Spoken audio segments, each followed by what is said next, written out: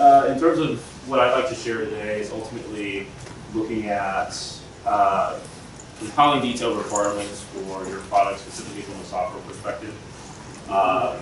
We'll talk a little bit about software architecture design, and then we'll segue into kind of balancing project management. And PMs, product managers, generally have to wear a project management hat, to a degree. When we're talking specifically about features that your teams are expected to deliver on, right? So we'll talk a little bit about processes and practices about that, and then I'll show a couple of beta products that I was actually involved in building specifically, so you can kind of see the end-to-end cycle of that.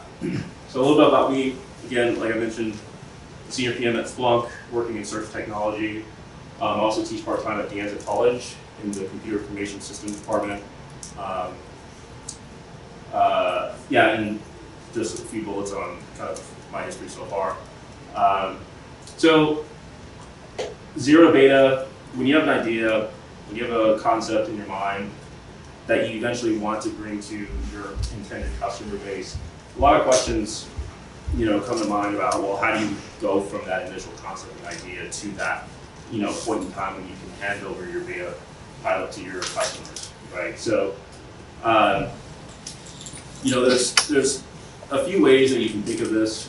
One way that I'd like to, or that I've actually been involved in kind of applying this concept idea and then eventually bringing that to a marketplace is starting with, what are the ideas and use cases around your customer, right? What are the different scenarios that, a customer might be having from a problem perspective? What are their issues? And then, segueing to getting a team around you that can help you deliver that solution, right? Once you do have a team, and oftentimes you don't necessarily need a team, it's probably in your best interest to work with a team. You will likely start to deal with experimentation and prototyping of the solution that you eventually want to bring to market, right? Then you go into a phase of design processing and understanding what your customer needs are, and then eventually you have your product concept. And that's very 30,000 foot level, right? So, like I mentioned, there's different ways you can cut up this kind of zero beta concept. And one way I like to look at it is breaking things into phases, right? The first phase is really defining your project, what are the objectives, and then organizing a rough plan of how you want to accomplish those objectives. Secondly, after that, market research and your customer research. You have to understand who your customer is. You have to understand your market. What are the data points that are going to help you address some of the questions that your customer might have and that your team might have. And then finally, that final phase is actually introducing this MVP, this beta product to your customers, right? So how do we get there? So these two videos are really just kind of examples of requirements documents that I put together in light of some beta products that I've built in the past. And at the end of the talk, you'll actually see how these requirements documents manifest into the beta products that were eventually delivered to customers. But the point here is that without an engineering plan, without a requirements document, we're talking specifically about building software products. Requirements, are kind of the fundamental driver behind that. So taking a step back, again, the focus here is from a software perspective, right? And from a, when we look at kind of the evolution of, technology, some of the, how many of you guys in the room have maybe have had hands-on experience, building computers? Okay, a handful of you guys. Nowadays, we don't have to do that because we have cloud infrastructure that's provisionable within a matter of seconds. You can pay as you go. It's a utility. Right, so there's this big evolution that's happened over time that's allowed companies, startups, developers to now not have to provision on-prem infrastructure and not have to deal with upgrades, but can then go to an AWS or go to a Google Cloud and have infrastructure waiting for them to use. Right, so common applications of cloud use cases, web and mobile apps. We have tons of mobile apps on our phones today that are likely all running in the cloud. We're building a solution that's centered around data analytics, MapReduce, machine learning. You have string processing use cases, batch computing use cases. So the cloud offers, these types of solutions on the back end to help us as PMs, aspiring PMs, build our software products without having to rely on having to go out and build infrastructure, have to do upgrades, et cetera, right? Moving forward, I'd like to just kind of highlight a little bit about the cloud and the technology stack that's kind of often referred to from a software platform perspective. This represents kind of the different layers within the tech stack that cloud service providers offer, going from the networking layer all the way through to the application layer. Companies like Azure, AWS, Google Cloud offer different types of services that live in any layers of this particular technology stack that you can actually leverage, right? So I won't spend too much time going through much of the details here, but from an application layer, you have B2B apps, B2C apps. There's all sorts of social networking apps out there today that live in this particular layer of the tech stack. From a data standpoint, you have different types of data, structured, unstructured. Runtime, so you have MapReduce, HPC clusters. In the middleware layer, you have services like Apogee that were recently acquired by Google, Heroku, operating systems. I think we all know what those are to a degree. Virtualization layer where you potentially could have hypervisors and different types of hardware emulated as software. Hardware layer, storage, networking. So, this more or less encompasses the technology stack that we have access to as, developers, PMs. You don't have to be a developer PM to actually access these. Open to anyone, but generally those are a subset of folks who are actually using these types of services. So if you're building a web application, you may go to AWS, you may go to Google Cloud and say, hey, I need a web server. What are the different types of web servers that I can provision? If I need a caching layer for performance, what are the different types of caching solutions that maybe a cloud service provider can provide? Each of these different kind of service layers within the tech stack could provide a web application with different types of features, right? At Splunk, we're offering primarily a web-based solution that either can be deployed as a binary file on-prem or can actually be accessed as a SaaS platform in the cloud. So, this is very high level, but if you, let's say, for example, you've been asked to build a website for, some customer, you can, again, go to any cloud provider today and have access to any of these types of services for you to get started. So again, you have this different types of layering. Back end more or less represents the databases, storage and content delivery. Can also represent compute. Middle tiers, your networking, security and identity, compute instances, application services, and then you have your UI layer, which is generally how we interface with either the mobile app or the web app as consumers or as enterprises. So again, another kind of representation of software architecture that, when you're building a software platform, you may have to consider. If you're, looking to leverage some type of logging, search, analytics, if you're storing data that needs to be in key value format, with different types of options in the cloud that you can actually leverage as within the data tier for serving that aspect of the purpose, right? For those of you guys who are in the software space or have had experience working in the software space, many of you might be familiar with the different types of environments that you have to operate in, whether it's, you may call it a playground environment, you may call it a development environment. The purposes of a development or a sandbox environment more or less represents, that first initial stage in which you're actually building your product, right? You don't want to stand up a website, especially if you have B2B customers, and give them access to an environment where you may have bugs, where you may have all sorts of issues.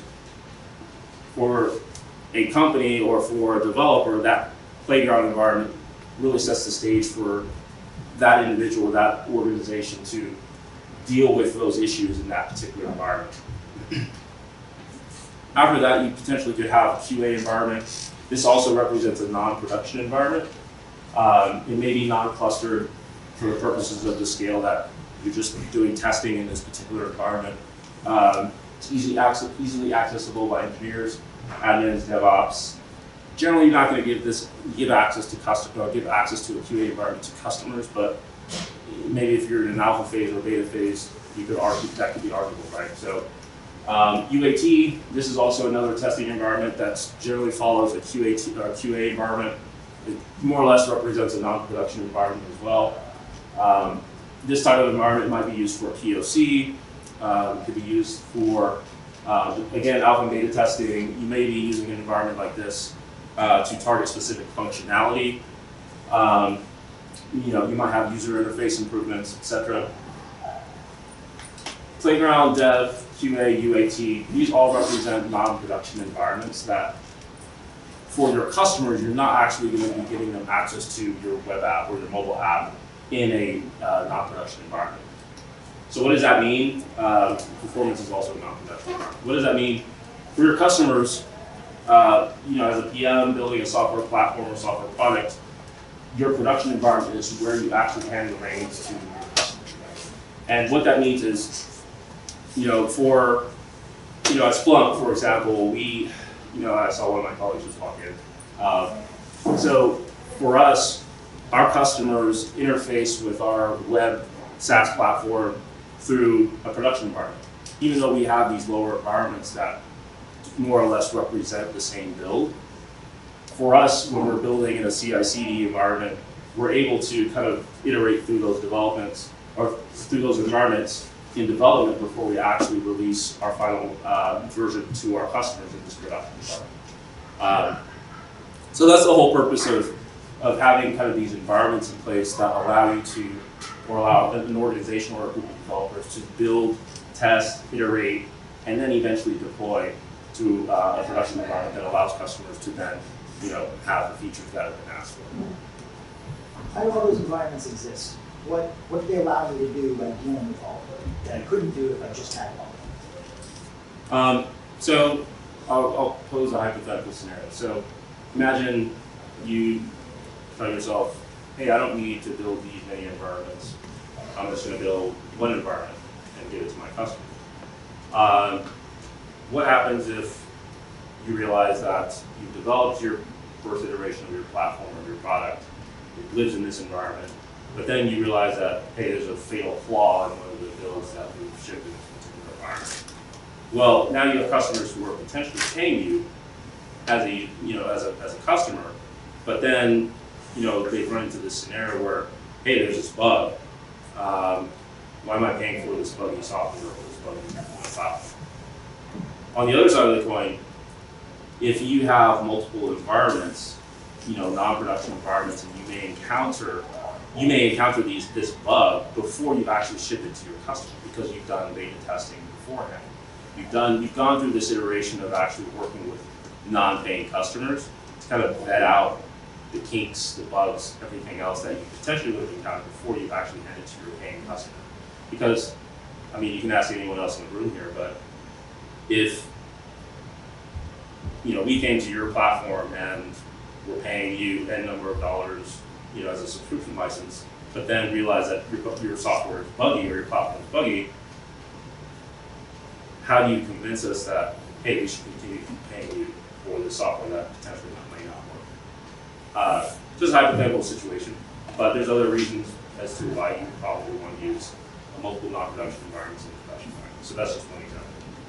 So I'm not going to rabbit hole too deep into the cloud because obviously we want to talk about product management as a whole, but you may encounter horizontal versus vertical scaling from the cloud perspective. You can go to AWS and say, hey, my platform is running in the United States, but we also have customers in a different region. How can we minimize the latency that a customer in South America or in China who's coming to our app could now have a very fluid experience? Well, being able to horizontally scale to environments can be done in the cloud. And Alternatively, if it meant vertically scaling as well, spinning up instances that may be small to a medium or a large is the process in which you can vertically scale your infrastructure to support, throughput of your customers. Maybe you get this wave of customers that, comes in at some particular launch date, and you realize that you have to vertically scale to keep the performance of your application running the way you want it to. Horizontally vertically scaling give you that capability to do that. You have different types of scenarios throughout the year that could warrant changing the load on the infrastructure. Black Fridays, if you're at yahoo.com, you might see peak traffic on holidays like these. You could be Amazon.com and see peak traffic like these. And yet the reasoning of having the scaling, the horizontal vertical scaling is really to support cases like this where you want the experience to be the same or the best for any one customer at any given time, right? So keeping your customers happy is ultimately one of the responsibilities of any PM. If you're building software that relies on infrastructure that can be scaled to support performance, you want to keep these types of factors in mind as well. All right, so just a couple reference architecture diagrams. You can go to Amazon today and download reference architecture that represents building a web application that maps to the different services that AWS provides. For example, you're building an advertising, application. AWS, Google Cloud, a lot of these service providers provide platform reference architectures that you can actually download and get going very quickly if you're not really familiar with the types of services that they offer. All right, so that was a little bit about the cloud. What I'd like to share next is a little bit more about processes and practices from a software methodology perspective. So I want to take a pulse in the room. What are some of the different key elements that you might think may be successful in today's software environment if you're a PM today? Any takers? There's no real right or wrong answer, but collaboration. Utilizing qualitative and quantitative feedback from customers. Absolutely. So, in terms of my recent experience as well, PMs generally responsible for delivering multiple features simultaneously. We can treat these as projects, if you will.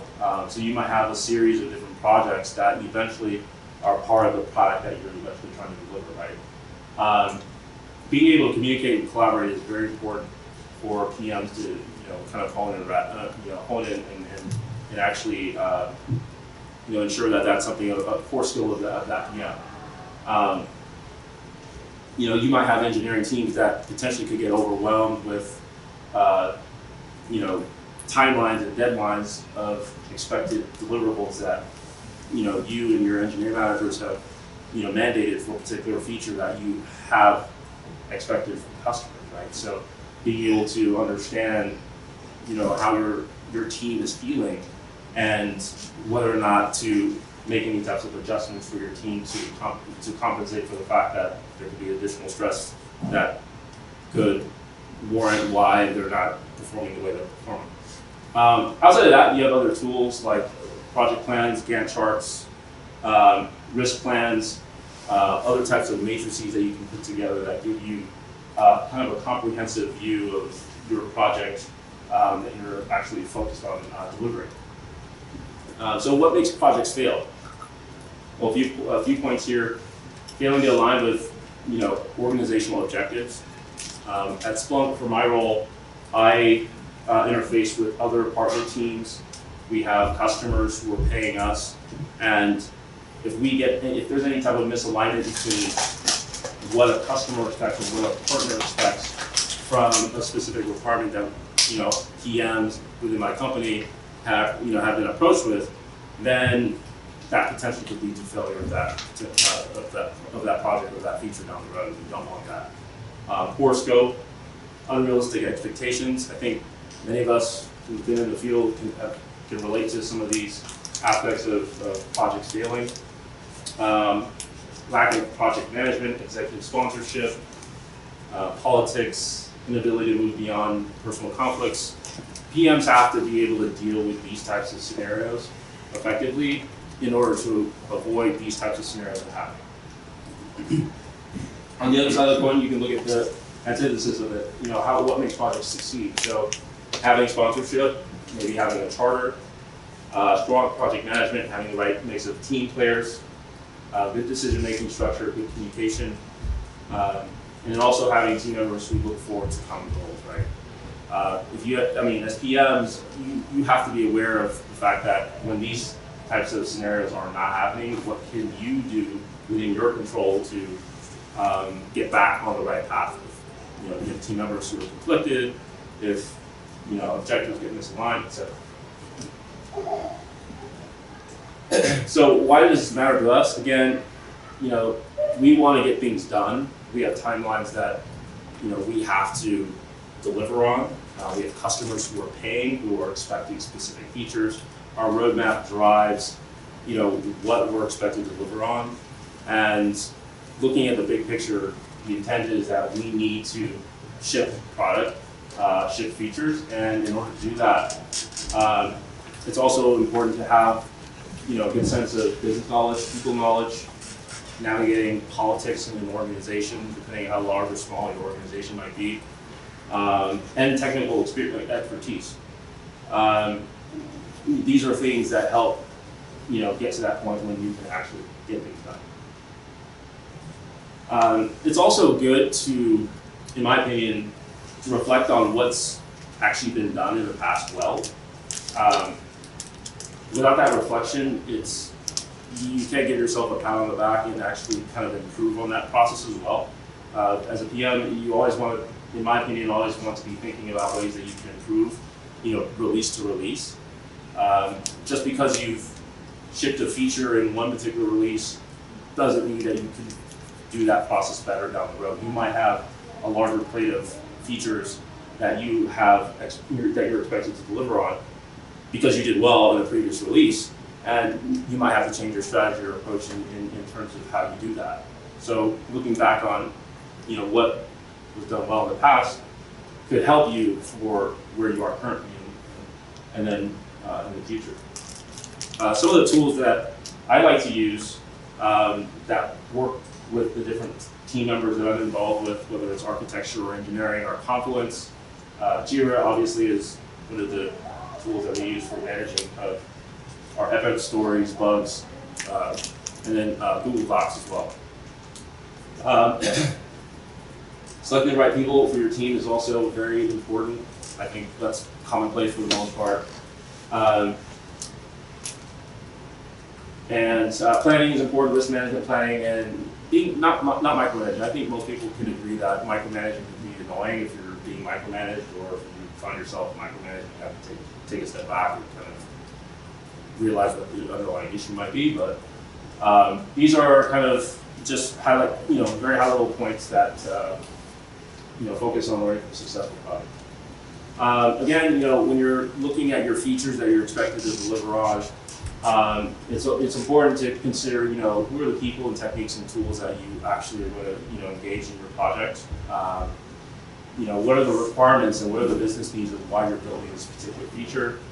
How long is this going to take? What are the constraints that might, slow down, the delivery of a particular feature? At Splunk, we have features that interface with other cross-functional teams. So you might have a specific feature that either you've come up with yourself or a customer has actually asked you for, but the reality is that there might be other cross-functional teams within the organization that will make or break that particular feature that you're actually trying to ship, right? So dealing with those constraints head on and being able to manage that pipeline from end to end is also another key point to ensure that, if a team is blocking you from delivering on a particular feature, that you're actually working with us, the other PM on that side or other engineering counterparts on that other team to get you on block so that you can actually deliver that particular feature. Initiating, planning, executing, controlling, closing. These are other facets of managing that end-to-end life cycle of working with your teams to deliver specific features for the product that you're responsible for owning and delivering. There are a lot of bullets there, so I'm not going to read all of them. So that's a framework that's out there.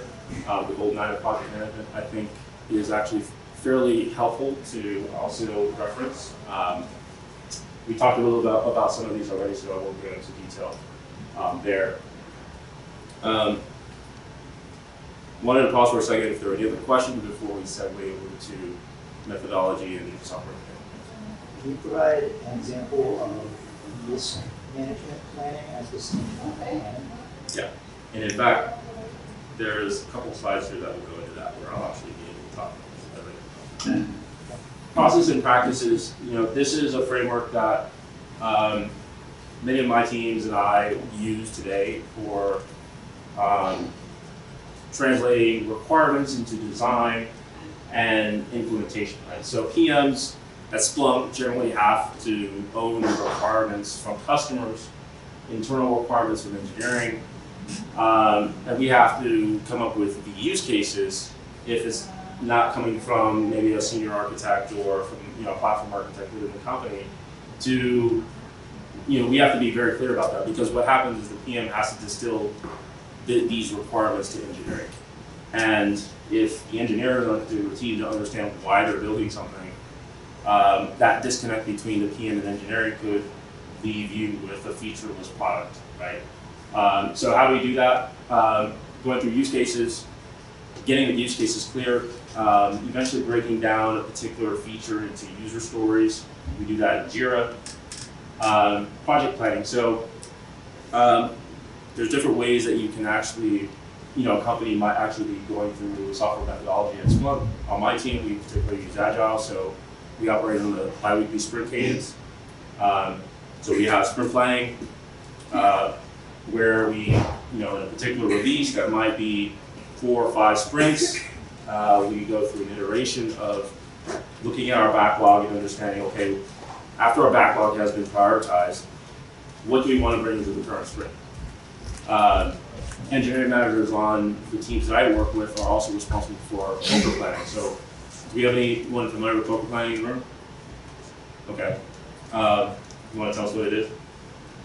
It's a form of engineering scoping. So you start with your field engineers and you set requirements. Lots of different variants of this, but the core gist of it is you hand out a set of poker cards. Poker cards, depending on which particular form you're using, have a number 1, 2, 5, 8. Some go up to 16, 32, usually fractals, logs, whatever. Nerds are nerds.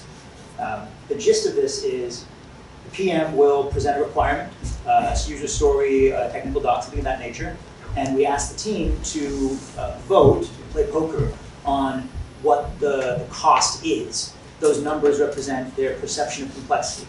Sometimes it's days, hours, person sprints, sometimes people use t-shirts instead. A lot of variance there, but you take your card, whatever you think it is, let's say 5 points, usually that's about a week, you throw that in face down.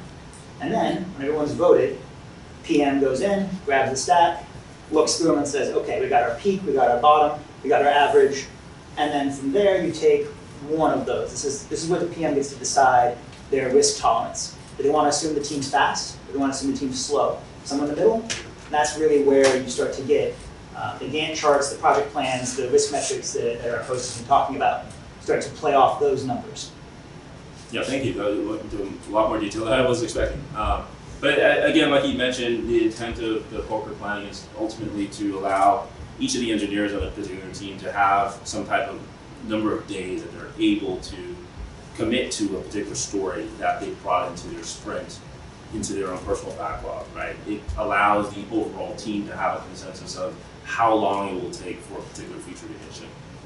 And within the architecture lane, for us as Splunk, we have a weekly architecture review whereby prioritized requirements that we brought in for a particular release are then reviewed. So it might be within our particular area, there might be other teams. We recently just went through an architecture review of implementing a capability that a front-end team was looking for, because we're primarily back-end, and we had another back-end team involved in building out the API.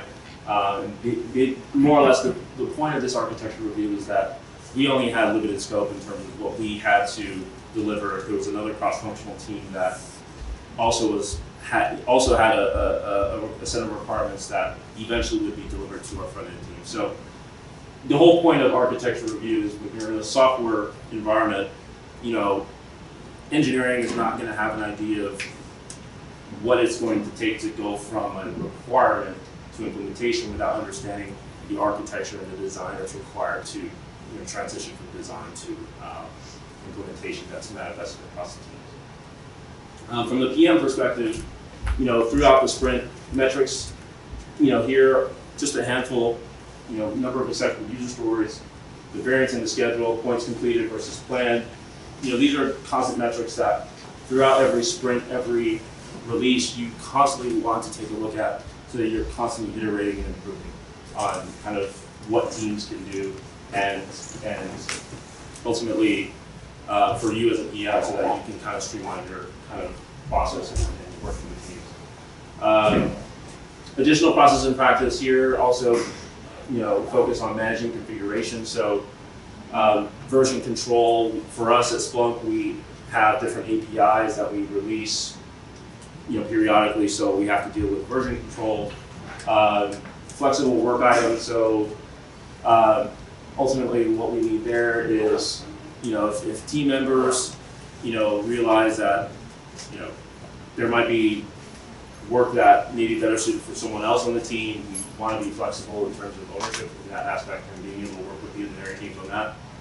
Quality, risk management, PMs are also, I think, well, from my perspective, I think PMs should prioritize prioritization as fundamental for their work, because especially when you're operating in an environment where you have different cross-functional teams that might come to you with requirements, without prioritizing those requirements, your customer's always number one.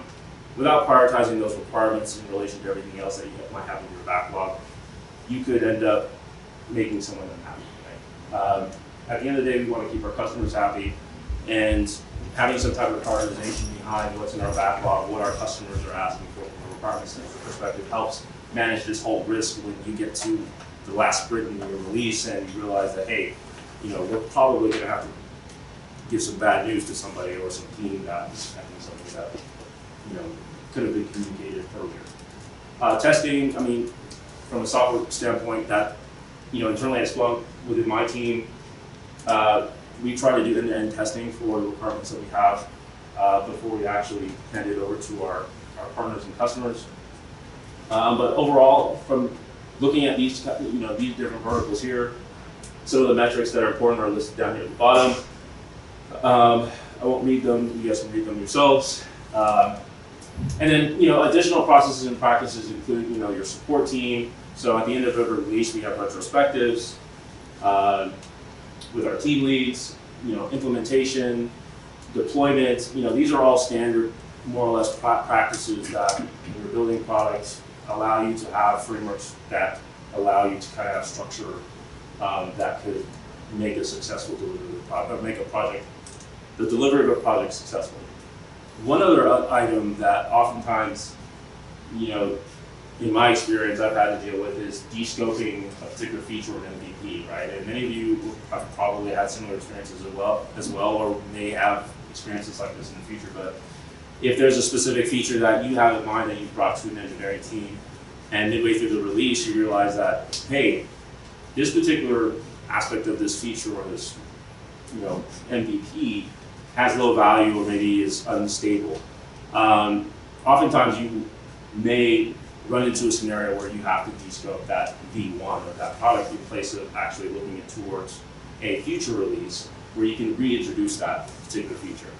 I say this because it's important, because at the end of the day, you don't want to get bogged down, in my opinion, by shipping as many features as you can in a V1 when you can have some type of matrix structure for you to analyze, hey, what's high value, what's low cost, what's low value, what's low cost. Looking at those particular drivers can help you decide on, what you want to keep in your V1 and what you may introduce into a V2. So this is just another hypothetical example where, as a PM, you may be interfacing with teams. So, architects, various levels of developers, engineering and test. At Splunk, I work with 3 different teams, engineering teams who are responsible for delivering part of the product that I'm responsible for. A particular release for your MVP, you may be looking at maybe 2, 3, 4 sprints, depending on the type of methodology that you're actually working with. But generally, you would have a start of the project. If these are new team members that you've brought into the team, you potentially could have some level of training in the initial few days. The inception phase is when you would normally go through a design with your architects and engineering. And then from there, you potentially could have n number of sprints. Testing would then happen afterwards. And there potentially could be a demo at the end of either every sprint or at the end, or a combination of both. And that is at a very high level that first release in which you potentially as a PM could go through end to end with your engineering and architecture to ship an MVP.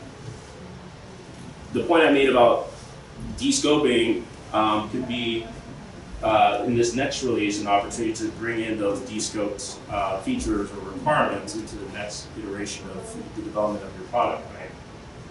I'm just using a hypothetical example here, but if it means that in the next release you want to integrate with other aspects of maybe a larger platform, or you want to interface with another product that maybe already done, the second release of that first version of that product that you've now shipped could be now part of the second release that then integrates or is extended to other parts of maybe a particular product. Like I mentioned, customers are front and center. Every PM's most important person to deal with. That customer could be an internal customer, can be an external customer, but those are the folks that are important that, at least from my experience, you want to keep happy, especially if they're paying. This is just an example of a chart in which you could potentially map out paying customers depending on some type of algorithm that allows you to figure out what your growth is, growth of customers based off of usage. Some PMs might be responsible for P&L, so having some type of financial understanding of if we have paying customers, what is the metric that's going to drive us to be profitable at some point in time. So P&L will give the PM should be able to use a P&L to drive the understanding that, hey, if we have this particular growth pattern for customers, how does that translate into dollars for the platform or for the product? That also translates into how you potentially have a conversation with investors about, well, what is it going to cost us initially? How do we get to that break-even point where we eventually are profitable? I particularly haven't been responsible for payroll for any employees other than for hiring contractors for other side projects. But again, the point here is, as a PM, you potentially could be involved in hiring staff and paying staff if you're a startup, or if you're building a project that may warrant, recruiting a team, right? So having some type of understanding of what that potentially looks like to be helpful. It's not necessarily required, but it helps. And then sales obviously drives your, is also based off of your business model, how your customers are actually paying you, and how that translates into your product is also contingent on, well, if customers are gravitating towards a specific requirement or feature that you've introduced, maybe that could be a signal that, hey, we could get more customers if we build our product that's centered around a specific feature that customers are already happy with. A lot of different factors there. Just a couple of other financial statements there.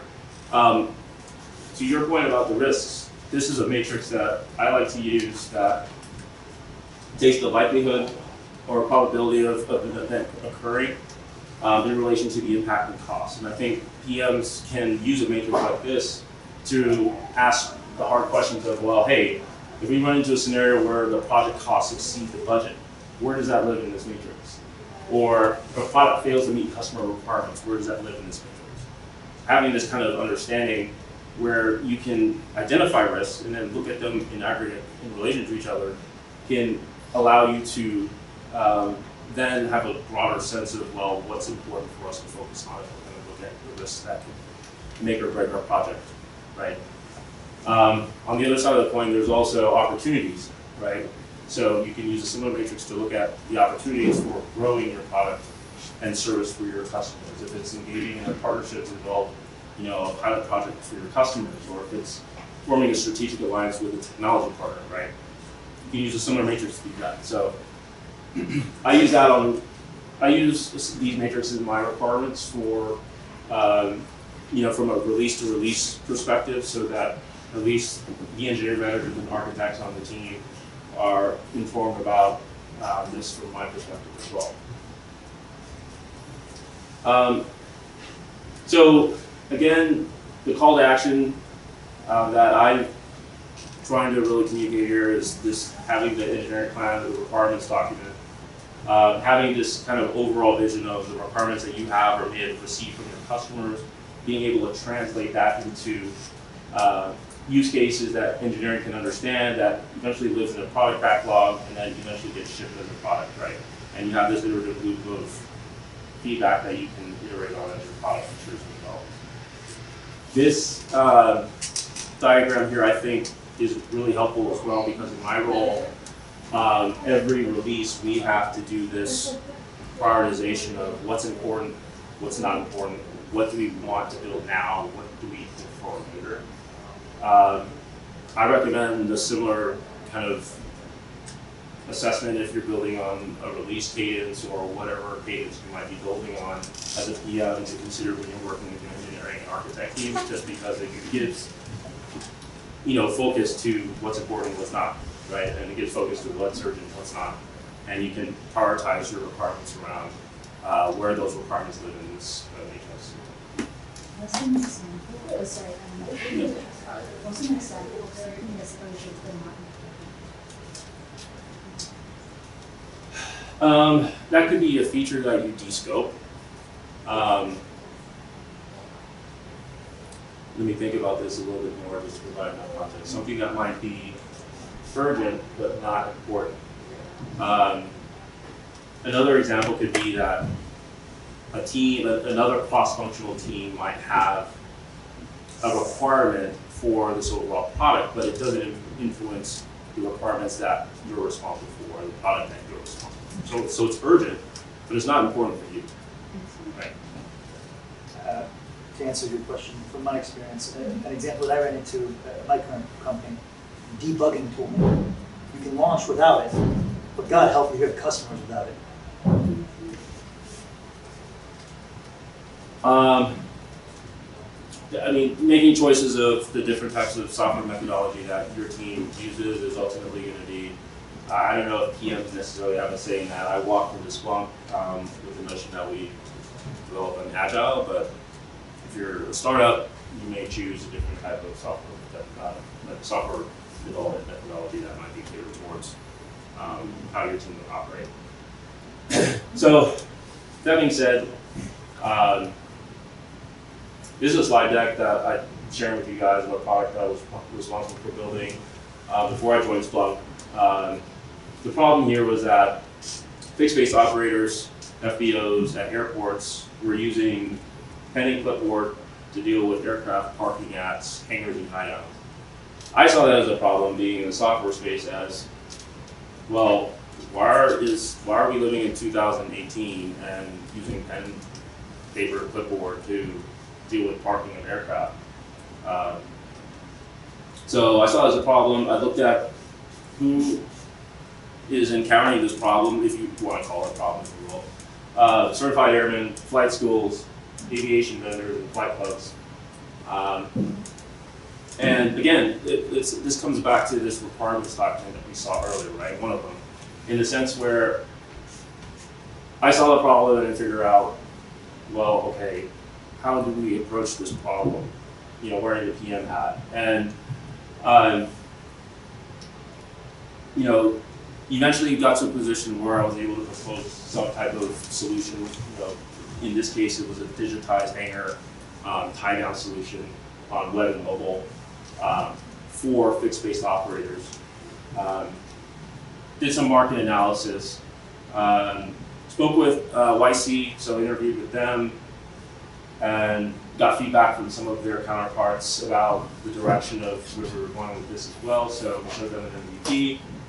Supported that with other data, you know, that is out there from the FAA. Value proposition, again, different kind of proposed ideas around the solution. Work with the team informally. Roadmap, so ultimately just figuring out where we were in time and where we wanted to go. TAM, SAM, SOM, competitive analysis, business model, designs, and then eventually a V1, which you guys can see as a recording here, on the web platform, which is in the cloud. Mobile V1 as well. The point here is that the requirements were really what allowed myself and the team to go from seeing a problem in reality to coming up with a solution that we thought would be useful for this particular customer, right? Another product that I was responsible for building with the team was OpenSeat, which our mission was to solve some of the problems in the hair industry, believe it or not. I don't have much hair, but I have friends who work in the industry. So my colleague here is a professional barber, another colleague from business school, and I saw an opportunity to kind of work together on solving this problem. Again, requirements document was what we used as basis for understanding and vetting the problem and looking at it from a technical solution perspective or software perspective to figure out, hey, what questions can we ask? Is this something that could be solved with a software solution? So we came up with a project abstract focusing on building a mobile platform for clients, hair salon, barbershop owners, etc. Different customers. It was a fun project. Market analysis, TAM, SAM, SOM, the proposed solution, the V1 of the mobile prototype.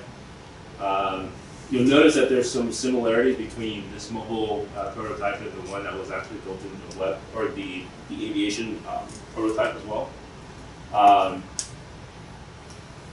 But you know, the whole idea is, you know, we were able to take our requirements, translate them into design on the back end, and then eventually have a proposed solution that we were able to work with customers. Also, there was a purchase and rental marketplace as part of the solution as well. You know, user model, what did that look like?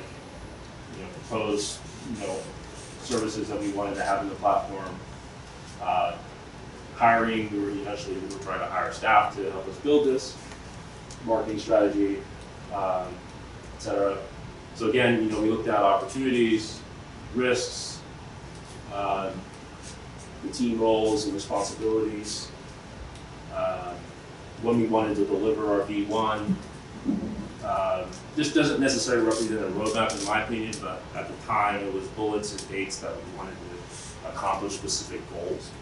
The criteria for success, and then, yeah, that's about it.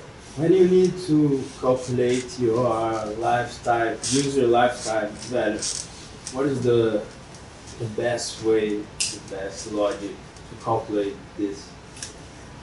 I don't know if I fully heard the question, but maybe repeat it. What? Every solution, every platform has a lifetime, user lifetime value. When you need to calculate that, it's not easy. Yeah. Do you have like So, plan for that? so is the question, when do you realize you're building the wrong product and you end it and you move on? Is that what your question is? It sounds like that's what I'm hearing. That's a hard question, especially if you're passionate about something that, you know, you've spent countless number of hours, spent thousands of dollars and invested in. I've encountered that in both of these projects. And I mean, from a development standpoint, the code is as is, so it's a matter of, you have to ask yourself the question, is this worth continuing to invest in? Is there another opportunity that potentially could pivot to? It's somewhat subjective in my opinion, but eventually you come to a point in time where you have to figure out, hey, is my team also on board here? You know, where do we draw the line? I don't necessarily have the answer for all cases, but in my opinion, Anybody has this question, but Yeah. just speaking because that's a hard. It's a difficult time to deal with those types of scenarios. In my opinion, having had to make those hard decisions myself as well. The thesis of the talk is being a product manager requires structured and organized thinking. Is this the document you kept referring to, the requirements document, not being a PM? Is that the starting point for closing in on ambiguity to where a PM comes in and says, okay, this is. So at Splunk today, before we go into the next release, when we operate on a biannual, or is it semi-annual? Every 6 months, we more or less have a release. My responsibility is to vet the requirements that we might have from customers, that we might have internally, that I might think might be helpful for our product. And the requirements document that I shared earlier is where I start. I start with, okay, these are the different requirements, and I go into detail of who's the user, who are the actors, what is the flow, all the different aspects of the requirement that need to be ready for architecture and engineering to sign off on. I think it's important to have that perspective up front as a PM, because you can go into a conversation with your engineering lead, your architect, and validate why you're building something. You know, you might meet with an engineering or architect lead on your team and say, hey, this particular feature is, you know, as a user of our product or platform, this user is going to want to have this particular feature because of X, Y, and Z. And then going into the details, depending on your level of comfort in the technical conversation you potentially have, you know, going into details about the requirements and of how that potential solution would be beneficial for the customer. Not necessarily how to implement it, but why it's going to be important to have that feature in the product from the customer standpoint. How is, it can be done in a number of ways, but why is usually the basis behind each requirement that you might feel that might be important to have in your product.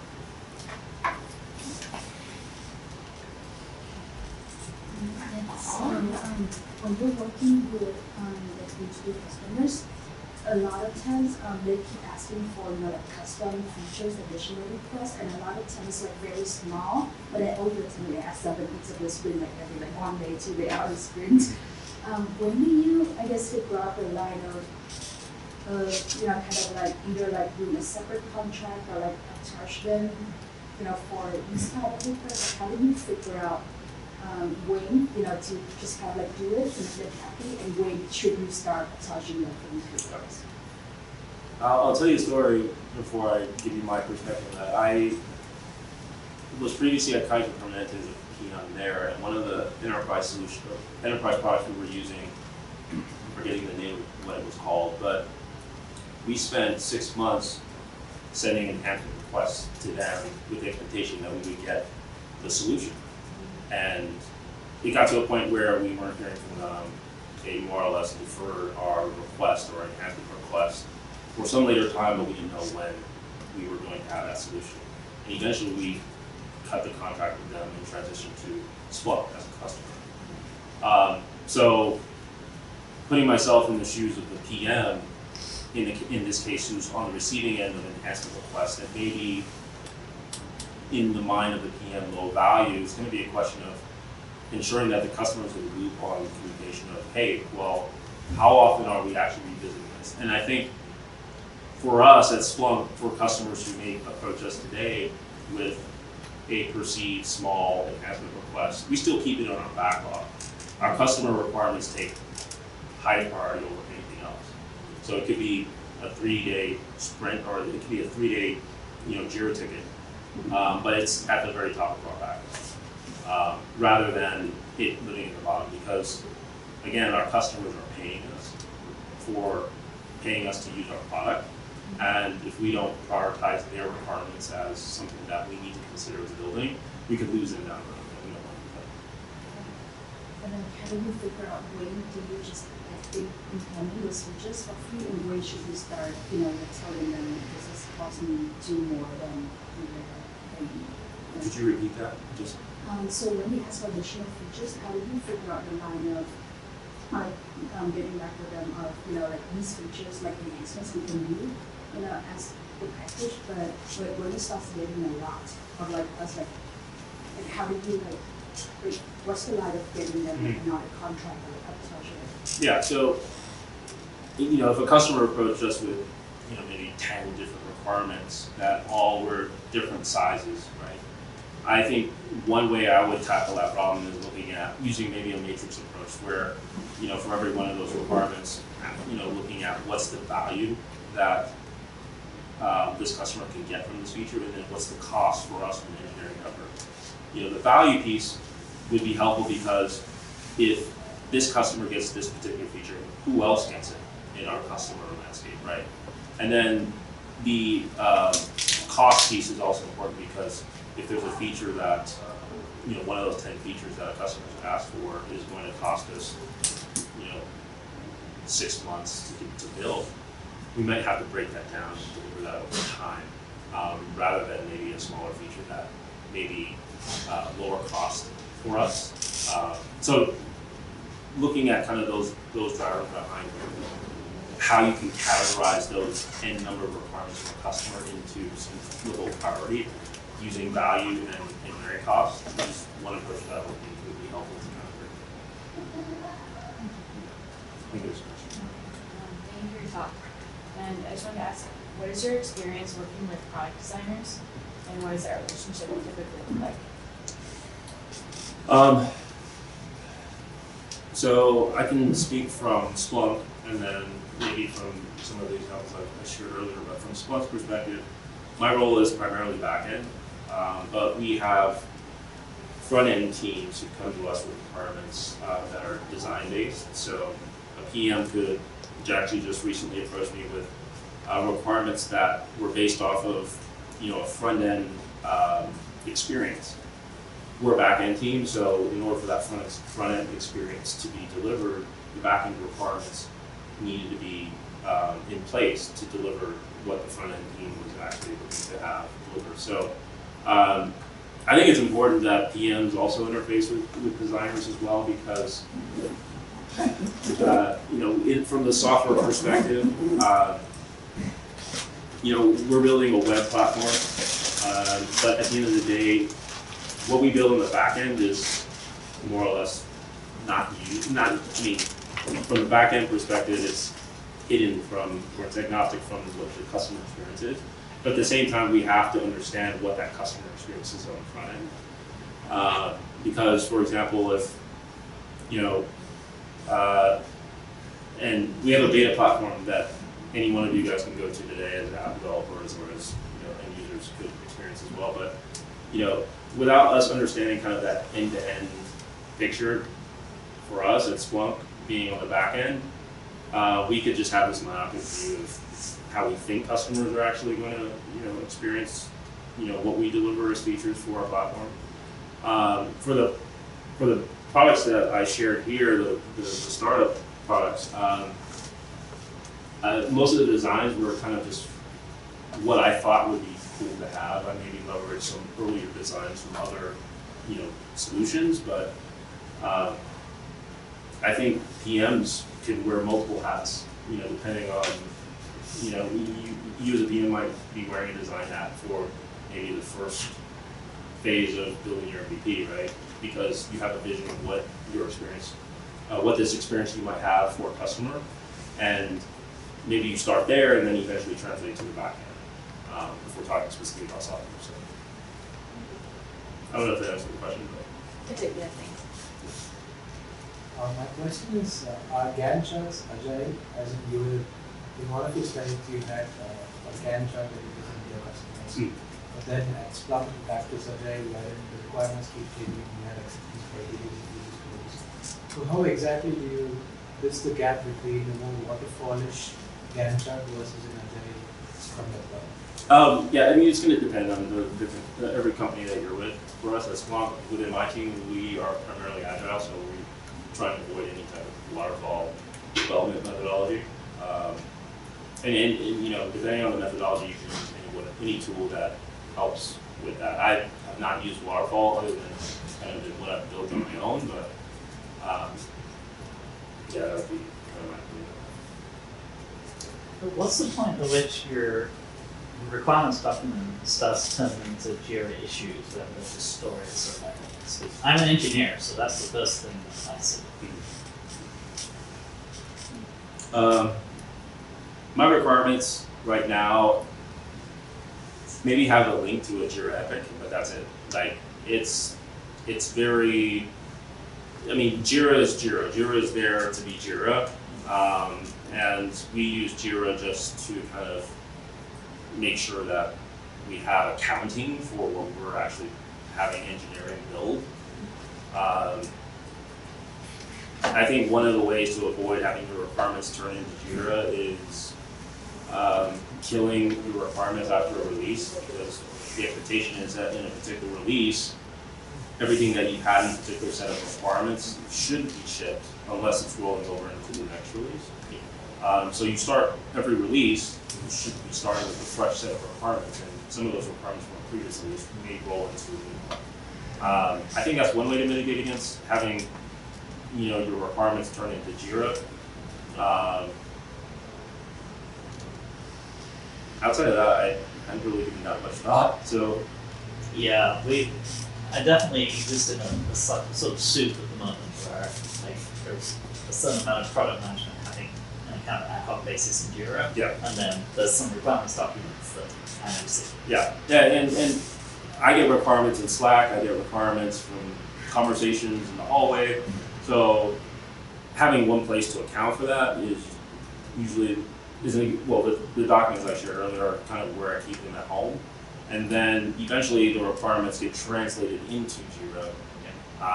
But you want to have some distinction between the two. I mean, assuming you're using Jira in some form of document.